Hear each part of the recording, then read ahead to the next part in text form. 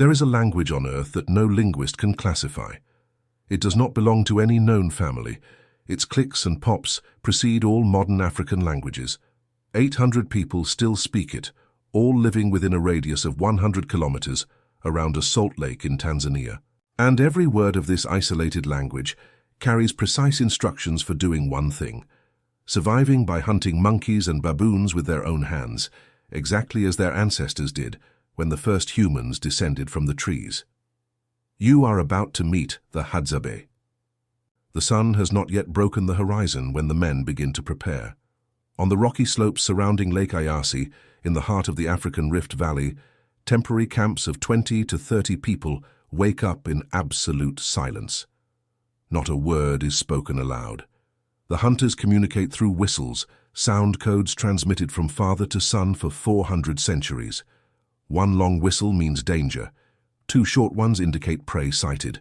3 in sequence call the group to gather. This invisible orchestra traverses the savannah without alerting the animals, without disturbing the delicate balance between predator and prey.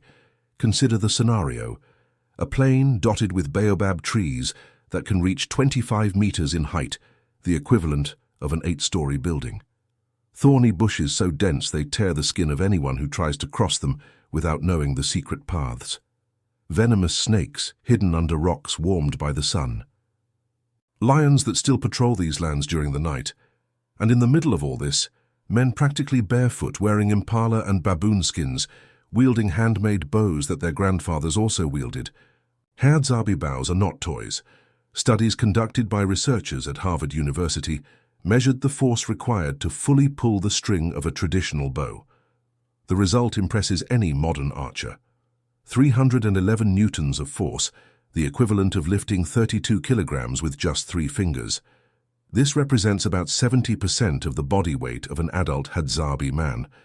For comparison, professional Olympic bows require between 200 and 250 newtons.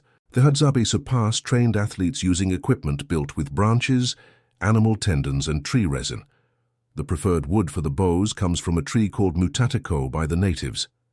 The hunter selects a branch with the appropriate natural curvature, removes the bark, and works the piece for days, shaping it with controlled fire until the curve corresponds exactly to the extension of his own outstretched arms. Each bow is unique. Each bow is an extension of its owner's body. When a hunter dies, his bow is frequently buried with him, as if the weapon carried part of his soul. The manufacture of the arrows requires surgical precision. The Hadzabe use shafts of light wood, carefully selected for their natural straightness. When a shaft presents an unwanted curvature, the hunter straightens it using his own teeth, applying exact pressure at specific points while heating the wood over embers. Feathers from hunted birds are fixed to the rear end of the shaft to stabilize flight. The glue that fixes these feathers comes from plants crushed by the women of the camp, a substance so strong it resists moisture and impact without coming loose. The metal tips represent a relatively recent adaptation on the Hadzabe timescale. Before contact with neighboring tribes who mastered metallurgy, the ancestors used tips of bone or chipped stone. Today, the Hadzabe obtain nails and other pieces of metal from the Datoga tribe, traditional blacksmiths who live in the same region. The exchange works without money: metal for meat, metal for honey. Each transaction strengthens ties between communities that depend on each other to survive. The hunter transforms the raw nail into an arrowhead using a cold forging technique. A stone hammer, an improvised anvil of flat rock, and hours of patient work shape the metal until it acquires the necessary sharp form. The tip is then inserted into a hole, hollowed out at the end of the wooden shaft. Animal tendons wrapped tightly around the junction prevent the wood from splitting under impact. But the bow alone is not enough to bring down a baboon. Consider the situation. An adult male baboon weighs between 25 and 40 kilograms, the same as a large dog like a German shepherd. Its upper canines measure up to 5 centimeters in length, sharper than kitchen knives and longer than the teeth of a lion. Groups of baboons can contain up to 80 individuals, all willing to defend their companions with coordinated ferocity. A cornered baboon does not flee.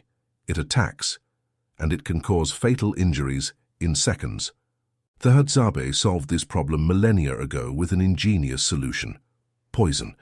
The black substance that covers the tips of arrows intended for large game comes from a plant the Hadzabe call panjuco, known to botanists as Adenium obesum, the desert rose. This harmless-looking plant with delicate pink flowers and a bulbous trunk hides in its sap compounds called cardiac glycosides. When this substance enters an animal's bloodstream, it interferes directly with the functioning of the heart. The heart rhythm becomes irregular. Blood pressure drops. The animal becomes lethargic, disoriented, unable to flee or fight. In minutes, depending on the size of the prey and the amount of poison, the heart simply stops. The process of manufacturing the poison reveals pharmacological knowledge transmitted orally through countless generations.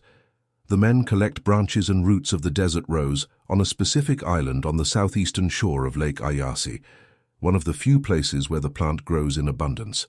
Back at the camp, they crush the plant material and boil everything in a clay pot until only a black and sticky residue remains. This paste is then molded into small balls that the hunters carry with them, attached to the waist in small leather pouches. There is a remarkable irony in this process. The same pot used to extract deadly poison later serves to cook meals. The women clean the container with water and test with their tongue if any bitterness remains. Only when the taste disappears completely does the pot return to culinary use. This sensory test, replacing chemical analysis, has worked for centuries without causing accidents. The accumulated empirical knowledge surpasses many modern laboratory protocols in practical precision. Two other types of poison complement the Hadzabe arsenal. Shanjoko, extracted from a climbing plant called Strophanthus imini, produces an effect similar to that of the desert rose. Its coloration after processing is brown instead of black, allowing one to visually distinguish which poison covers each arrow. The third type, called kalikasi, is not produced by the Hadzabe themselves. It comes from the Acocanthera shimperi tree, which does not grow in their territory, and is obtained through commercial trade with northern tribes. Before each hunt, the hunter takes a piece of the poisonous ball, mixes it with saliva in a mollusk shell, and applies the substance carefully to the arrow shaft, just below the metal tip. The poison is not placed directly on the tip because frequent contact with the ground could contaminate it. Positioned a few centimeters behind, it penetrates the wound when the arrow goes deep, ensuring efficient absorption by the prey's bloodstream. 3 types of arrows compose the complete arsenal. The first, lighter and without poison, serve to bring down birds and small rodents. The second, slightly heavier, are used against small antelopes at short range. The third, reinforced and covered with the deadly paste, are intended exclusively for large and dangerous prey. Baboons and vervet monkeys fall into the third category. The hunt generally begins before dawn, when the baboons are still sleeping in the treetops. The Hadzabe prefer new moon nights, when total darkness makes it difficult for the primates to notice the hunter's approach. 2 or 3 men set out together, moving in absolute silence through the dense vegetation. They know every trail, every stone, every exposed route. Their bare feet, or those protected only by rudimentary sandals, make no noise at all on the dry soil. Mental preparation precedes the physical. Some hunters report that they smoke a mixture of local herbs before leaving, a substance that sharpens the senses and increases concentration. Researchers have documented this custom without judgment, recognizing that similar practices exist in hunting cultures around the world. What is important is not the substance itself, but the altered mental state it induces, a combination of extreme alertness and paradoxical calm that allows the hunter to merge with the environment. Observe what happens when they locate a troop. The hunters separate, positioning themselves at strategic points around the tree where the baboons rest. Communication by whistles coordinates every movement. One hunter may serve as bait, attracting the attention of the dominant male while the others approach from behind. The danger is real. A coordinated attack by baboons could seriously injure or kill an unarmed man. But the Hadzabe rely on decades of practice and reflexes sharpened since childhood. Hadzabe childhood knows no play without purpose. A 3-year-old boy receives his first miniature bow, proportional to his body size. At 5, he already brings down small birds and rodents in the vicinity of the camp. At 8, he accompanies the adults on observation expeditions, learning to read tracks on the ground and interpret forest sounds. At 12, he actively participates in smaller hunts. At 15, he masters the complete manufacture of bows, arrows, and poison. By the time he reaches adulthood, he has already accumulated more than a decade of intensive training. The arrow leaves the bow at an average speed of 45 meters per second, comparable to a car at urban speed. The precision is extraordinary. Researchers have recorded hunters hitting birds in mid-flight from more than 30 meters away. For a stationary or distracted baboon, the effective distance can reach 50 meters. The initial impact is not always fatal, but it doesn't need to be. Once the poisoned tip penetrates the skin and reaches the bloodstream, the prey's fate is sealed. The struck animal tries to flee. The other baboons scatter in panic, but the poison has already begun its silent work. In a few minutes, the prey stumbles. Its movements become uncoordinated.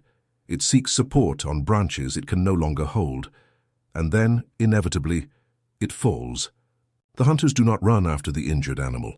They wait, patiently. They know that the poison needs time to complete its task. Chasing an agonizing prey wastes energy and increases the risk of confrontation with a desperate animal that can still cause harm. When they finally approach, the baboon no longer offers resistance. The hunt has ended. Total silence. The meat now belongs to the entire group. There is no individual property among the Hadzabe. The hunter who fired the arrow has no greater right to the prey than any other member of the camp. Women, children, the elderly, everyone will receive their share. This egalitarian division is not just tradition. It is the basis of a social structure that has functioned without interruption for 40,000 years, a system without chiefs, without hierarchies, without internal wars. But before dividing, it is necessary to prepare. And the way the Hadzabe prepare a baboon reveals as much about their culture as the hunt itself. Fire is made in the oldest way known to humanity. 2 pieces of wood, one harder and the other softer, are rubbed together until the friction generates enough heat to ignite a nest of dry fibers. Hadzabe children learn this technique before learning to speak correctly. For them, making fire is more fundamental than reading or writing. It is the difference between eating raw and eating cooked, between surviving a cold night and perishing under the stars. The captured baboon is brought whole to the chosen location, generally under the generous shade of an ancestral baobab. Baobab trees occupy a sacred position in Hadzabe cosmology. According to their oral traditions, the first human being descended to earth by climbing a giant baobab. Some women still give birth inside the hollow trunks of these trees, seeking spiritual protection and privacy. The seeds, the pulp, and even the rainwater accumulated in the natural cavities of the trunk serve as food and drink. The baobab is pharmacy, pantry, temple, and shelter, all condensed into a single plant organism that can live for more than 2,000 years. Grasp the scale of this. The pulp of the baobab fruit contains 6 times more vitamin C than an orange. The seeds are rich in essential fats. The fiber present in each portion surpasses any dietary supplement sold in modern drugstores. The Hadzabe consume between 100 and 150 grams of fiber per day, 10 times more than the Western average of only 15 grams. This seemingly insignificant detail explains why scientists discovered that the Hadzabe gut microbiome is 3 times more diverse than that of any urban population studied. But let us return to the baboon. The animal is first singed over the flames to remove the hair. The acrid smell of burning keratin fills the air as the men rotate the carcass, ensuring that every part receives the necessary heat. There is no elaborate ceremony at this moment, no complex ritual, only practical efficiency refined by millennia of repetition. The burnt hair comes off easily when scraped with a metal knife or a sharp splinter of bone. The internal organs are removed first. The liver and heart are considered the most valuable parts, true delicacies that concentrate essential nutrients in compact volumes. They are roasted immediately and consumed right there, still dripping fat over the embers. Tradition dictates that the hunters eat these organs first, not out of hierarchical privilege, but out of nutritional necessity. After hours of walking, tracking, and ambushing prey, their bodies need a quick replenishment of proteins and iron. A baboon's liver provides both in abundance functioning as a natural vitamin supplement without the need for industrial processing. The head receives special treatment. Many external observers consider the image of a primate head roasting over an open fire shocking. The anatomical similarities to humans are impossible to ignore. Hands that look like hands, faces that express something disturbingly familiar.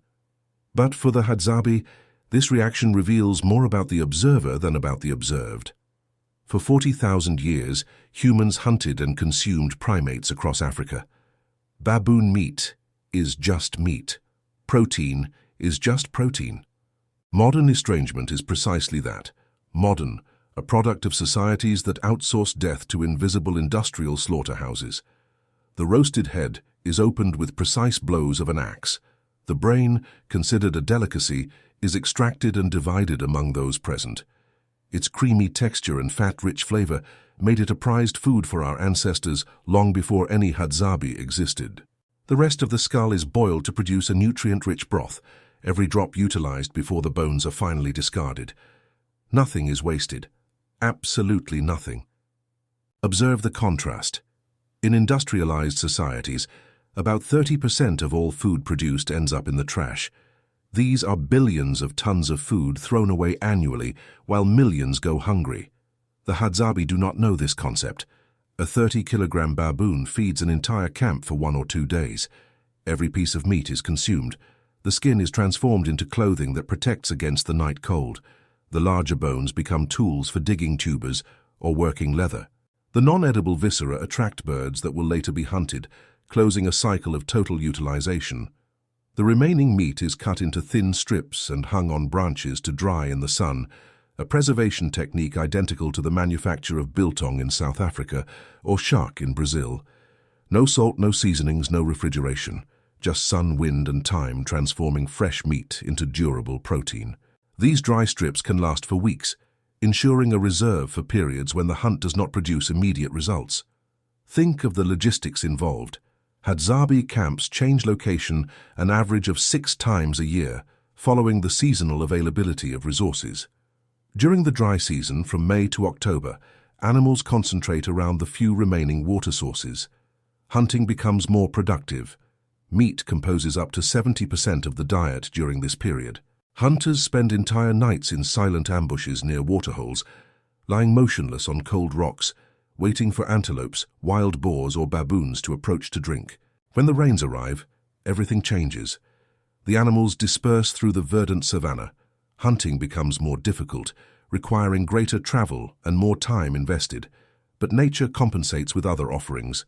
Wild fruits ripen on the bushes, tubers swell with water under the earth, and honey, the most precious food of all in the Hadzabe hierarchy of preferences, becomes abundant. Honey constitutes up to 20% of the calories consumed during the rainy season. The men climb baobabs and acacias 15 meters high, the equivalent of a 5-story building, using only wooden stakes driven into the trunk as improvised steps. At the top, they face furious swarms of African bees, among the most aggressive in the world, capable of chasing intruders for hundreds of meters. Smoke from torches keeps the insects away while the hunter plunges his hands into the golden honeycombs. The honey runs down his arms, his chest, his face. Part is consumed right there, in an ecstasy of pure sugar that provides instant energy. The rest descends carefully in bark containers to be shared at the camp with women and children who wait anxiously. There is an extraordinary partnership in this process. A bird called the Greater Honey Guide has developed over millennia a mutualistic relationship with the Hadzabe that anthropologists consider unique on the planet. When it locates a hive, the bird flies to the humans and emits specific calls, while flapping its wings in a peculiar way. The hunters recognize the signal immediately and follow the bird, which guides them through the vegetation to the right tree. After the humans collect the honey, they leave behind wax and larvae, exactly the food the Greater Honey Guide was looking for, but could not access alone due to the small size of its beak. Researcher Richard Wrangham described this interaction as the most developed relationship between any wild mammal and any wild bird recorded by science. Two species that do not share ancestry, language, or culture have found a form of cooperation that benefits both. The Hadzabe call the bird by its proper name, and respond to its calls with specific whistles. Generations of greater honey guides have learned to recognize specific humans. Generations of hunters have learned to recognize specific birds. The mutual trust built over countless interactions allows a wild bird to guide an armed human through hostile territory. Grasp the depth of this relationship.